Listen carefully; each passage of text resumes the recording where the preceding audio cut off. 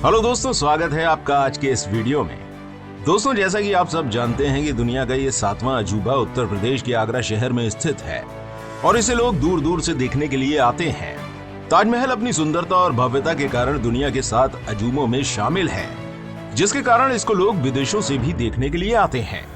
और आज के इस वीडियो में हम आपको इसी अजूबे के बारे में एक नहीं, दो नहीं, बल्कि पूरे 22 अननोन फैक्ट्स के बारे में बताएंगे। तो अगर आप भी भारत की खूबसूरत विरासतों में से एक ताजमहल के बारे में हिडन डिटेल्स जानना चाहते हैं तो वीडियो को लास्ट तक देखना मत भूलिएगा। तो फिर चलिए बिना किसी देरी के वीडियो शुरू करते हैं। Fact number 1। साल 1631 में जब शाहजहां की पसंदीदा रानी मुमताज महल अपने 14वें बच्चे को जन्म देते हुए मर गई थी, उन्हीं की याद में शाहजहां ने इस भव्य मकबरे का निर्माण करवाया था, जिसे ताजमहल के नाम से जाना जाता है। Fact number 2। आगरा में हर साल करीब 80 लाख लोग ताजमहल देखने आते हैं। कभी कभी एक दिन में 50,000 से अधिक लोग आते हैं। Fact number 3। ताजमहल को बनाने में 22 साल लगे। ताजमहल के निर्माण में लगी राशि 32 मिलियन भारतीय रुपए।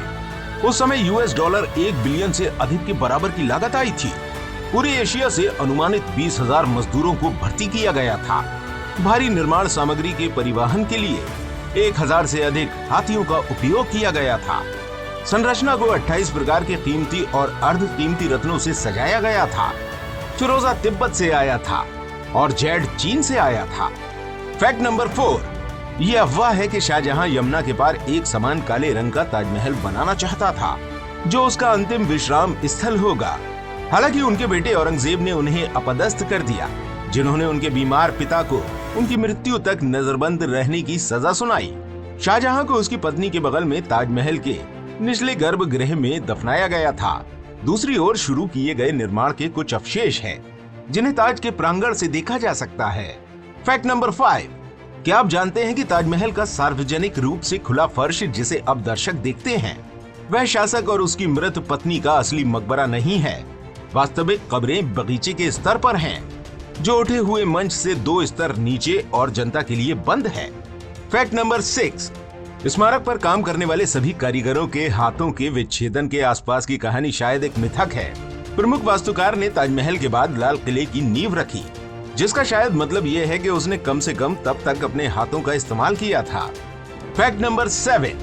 ताजमहल 171 मीटर 561 फीट ऊंचा है, जो इसे कुतुब मीनार से 5 फीट ऊंचा बनाता है। Fact number 8। ताजमहल हर शुक्रवार को बंद रहता है, क्योंकि इसके परिसर में एक सक्रिय मस्जिद है, जो हर शुक्रवार दोपहर में नमाज के लिए खुला रहता है।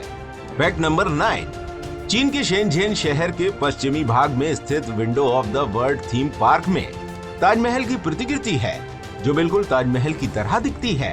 Fact number 10। इसके अलावा ताजमहल से प्रेरित दुनिया की अन्य इमारतें हैं। ताजमहल, बांग्लादेश महाराष्ट्र के औरंगाबाद में बीबी का मकबरा, अटलांटिक सिटी में ट्रम्प ताजमहल, न्यू जर्सी और मिल्वॉकी, विस्कॉन्सिन में त्रिपोली श्राइन मंदिर है। Fact number 11। ताजमहल के निर्माण में 28 प्रकार के पत्थरों का प्रयोग किया गया है। ये पत्थर Baghdad, Afghanistan, Tibet, Egypt, Russia, Iran आदि कई देशों के अलावा राजस्थान से आयात किए गए थे। Fact number 12। एक बात जो आपको बेहद अजूबी लगे, लेकिन ये सच है कि ताज दिन में अपना 3 बार रंग बदलता है। रंग में बदलाव रोशनी और समय के आधार पर देखने को मिलता है।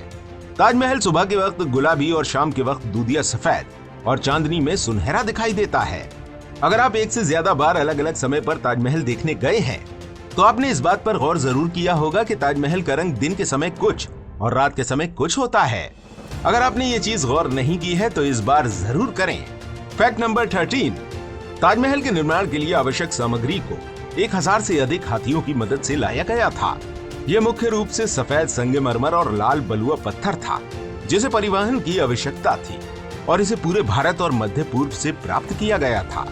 लाल बलुआ पत्थर फारसी वास्तुकला में आम है और दिल्ली में लाल किला और जामा मस्जिद जैसी अन्य मुगल संरचनाओं में भी इन पत्थरों को देखा जा सकता है, जबकि सफेद संगमरमर का उपयोग परमात्मा के प्रतिनिधित्व के रूप में किया गया था।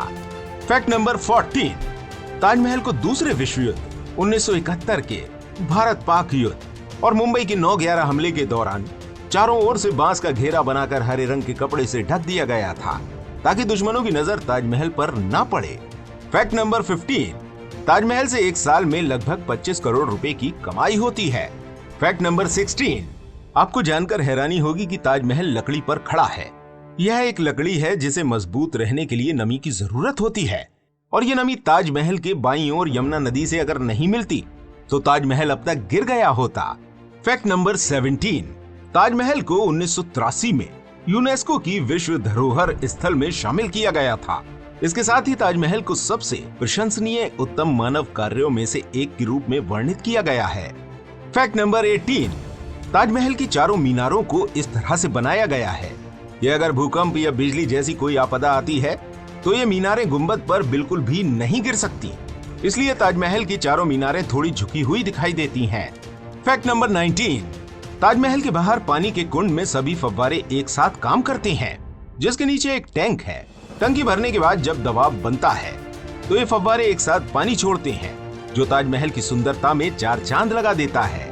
फैक्ट नंबर 20, सुनने में आपको ये अजीब लगे, लेकिन ताजमहल आगरा में नहीं बनाया जाना था। इसे पहले बुरहानपुर मध्य प्रदेश में बनना था, जहां मुमताज की प्रसव के दौरान मृत्यु हो गई थी। लेकिन दुर्भाग्य से बुरहानपुर में पर्याप्त संगमरमर की आपूर्ति नहीं हो पाई और इसलिए आखिर में आगरा में ताजमहल बनाने का निर्णय लिया गया। फैक्ट नंबर 21, दोस्तों आप सब में से बहुत लोगों के मन में ये सवाल होगा कि ताजमहल को आखिर क्यों बाकी इमारतों की तरह लाइटों से नहीं सजाया जाता। तो आपको बता दें कि ताजमहल एक बार 1945 में और दूसरी और आखिरी बार 1997 में अमेरिका के मशहूर पियानो प्लेयर यानी के म्यूजिक शो के दौरान ताजमहल को रंग बिरंगी लाइटों से प्रकाशित किया गया था। फैक्ट नंबर 22, जिसके बाद आर्कियोलॉजिकल सर्वे ऑफ इंडिया की टीम ने यह तय किया कि आज के बाद कभी भी रात में ताजमहल को लाइटों की रोशनी से नहीं सजाया जाएगा। और फिर जब 24 मार्च 1998 में इस मामले को सुप्रीम कोर्ट में पेश किया गया तो कोर्ट ने ये आदेश दिया कि ताजमहल के 500 मीटर के दायरे में किसी भी प्रकार का कोई भी कार्यक्रम नहीं होगा और 500 मीटर के बाहर जो कार्यक्रम आयोजित होंगे उनके लिए भी सरकार से अनुमति की जरूरत पड़ेगी। तो ये थे ताजमहल के कुछ अनसुने रहस्य। तो आज की वीडियो में बस इतना ही। वीडियो की कौन सी जानकारी आपको सबसे अच्छी लगी हमें कमेंट करके जरूर बताइएगा। अगर वीडियो पसंद आया हो तो इसे लाइक और शेयर करें और ऐसे ही और भी इंटरेस्टिंग और इन्फॉर्मेटिव वीडियोस के लिए चैनल को सब्सक्राइब जरूर करिएगा। मिलते हैं अगली वीडियो में, तब तक के लिए धन्यवाद।